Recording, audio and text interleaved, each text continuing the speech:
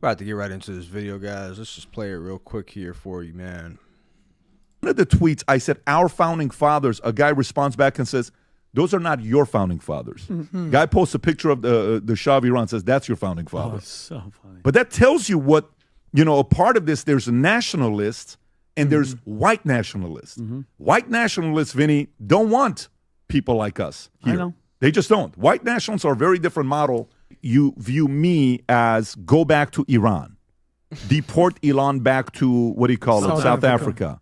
Deport Vivek back to India, right? And you make those types of comments. All right, I don't think that's majority of America. I think that's less than 5%. That is the far of right. America. Yeah, that's the far right. Ultra-nationalists. That's the far right. And the far left wants open borders and let everybody come in here. Let's legalize everyone. The far right wants, if you're not a white nationalist, get the hell out of here.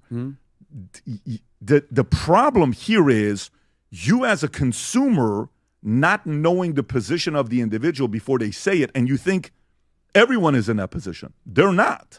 Not everyone's in that position.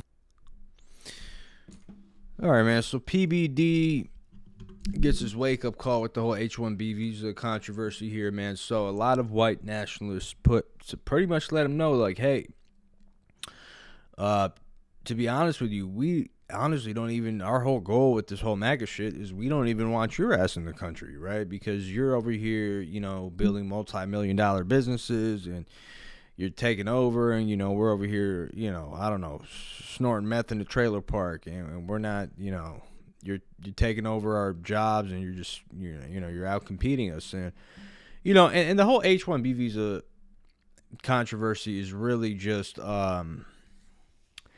it's really a situation where we've come to a point, and I agree with Vivek Ramaswamy. I have to say, look, there's a huge, and I'm saying this, I'm not, obviously I'm a first generation American, but there's a huge, regardless, I grew up here, a huge problem that occurred, and I don't blame Americans per se for this, but I blame the media and the programming, the social programming that occurred with a lot of different kids back in the day. I would say back maybe 20 years ago, where for some reason, people were programmed to being a smart and going to school and earning a degree wasn't valued in our society as much, and you were sometimes even shunned for it. You viewed as a nerd, or you're outcasted, or it was like, no, why don't you just play football and learn how to shoot some guns and get a job at a refinery or something, right? So what ended up happening was, and I blame media and stuff like that, and especially going to some of these high schools in this country, and it's like, yeah, the coolest guy is not really the valedictorian. That's the dude that gets shit thrown at him and stuff and beat up, right? It's really the guy who has the hottest chick that goes to prom, and that's who you aspire to be, or the guy who, threw the winning touchdown or whatever. So that guy, for whatever reason, and this only happens in America. You go to Iran and all these other places, this does not occur, right? This, just to put that out there. That guy, for whatever reason, was now above, right? Or was, more socially, like from a social standpoint, was raised higher than the valedictorian of the school, right? Or the guy that gets accepted into Harvard or Yale or some shit. Not on a sports scholarship, just simply for his academic, performance. And what ended up happening was, you got these people that come from these cultures like in China and India and Iran, where they value education, they value getting paid PhDs, they value, going to these fucking ace in every exam and shit. Then, they go home and like their parents beat their ass if they get a B, right? So, what ended up happening is the American kids weren't able to compete as effectively as, the kid the Indian kid or whatever that, curved the entire class, or, he had the highest grade and the valedictorian or whatever, et cetera, et cetera, et cetera. So now, downside of that was you had an influx of Asian immigrants, Chinese, Indian, Middle Eastern, whatever, that came in and would crush their exams, crush the schools. I mean, you just keep it real, man. Walk into go to your nearest university and walk into the engineering department and tell me how many Americans you fucking see in there. So that, like, it doesn't even exist anymore, right? They're doing humanities and social studies and becoming trained to become a radical feminist and fuck everything up, right? So, the reality of it is, these people that came from South Asia, these people where they value education, they value earning a high degree, they value going to school, they value going to, killing it in school and getting straight A's, they ended up simply whooping on the American kids' asses because they were busy trying to be radical feminists and sticking a finger up their ass. So it's like, okay, so who am I to say, like, if I'm running a country, right? Who the fuck am I to tell people, like, and I want to make this the best country in the world?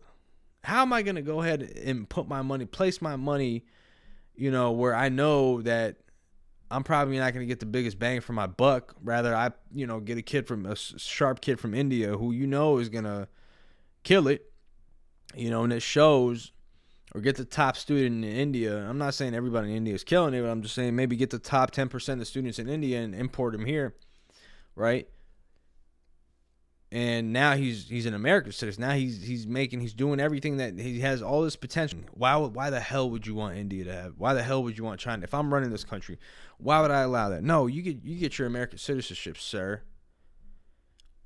I don't care where the fuck you're coming from. I'm trying to, build a country here. I'm not over here worried about some idiot that, I'm not here worried about some guy that just got straight C's and I got to put all my money on him. Like, no, I know you passed your classes, but I want the top dog.